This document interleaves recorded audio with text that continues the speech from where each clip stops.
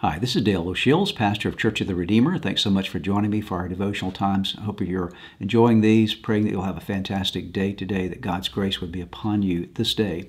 We're looking this week at an important word. It's the word focus, and as I've said before, we're focusing on focus.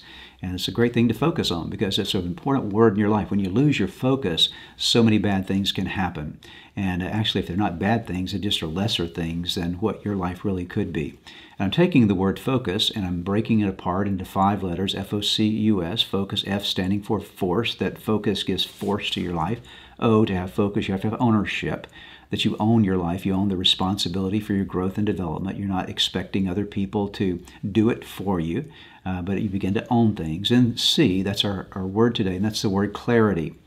Anytime anything is brought into focus, it's brought into clarity. There's clearness, there's a sharpness that happens. If you focus a camera, there's a sharpness to the image that occurs when you focus on it. Clarity happens. And I call this the kingpin principle. You know, if you've ever bowled before, you realize that in bowling, there's a real objective. The objective is to get the bowling ball down the lane and to hit properly that kingpin.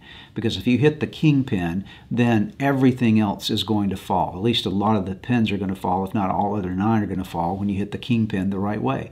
And so your focus is on one thing. Your focus is on the kingpin, because if you'll strategically get that, you can knock a lot of other things down. And in life, it's important that we pick the main things to go after. We focus with clarity on the things that really do matter. The Apostle Paul writes about this in Philippians chapter 3, verses 13 and 14.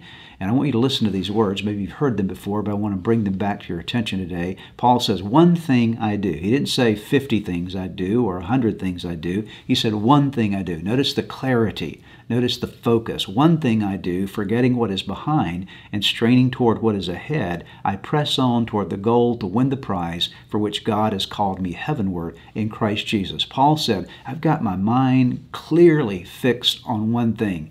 I'm focusing on one thing. I'm focusing on making sure that I've let go of everything from the past and I see the goal. I'm pressing toward the mark of the high calling of God in Christ Jesus. I know where I'm going with my life with clarity. Let me encourage you today, go after the kingpin. What's the number one thing in your life that you need to address?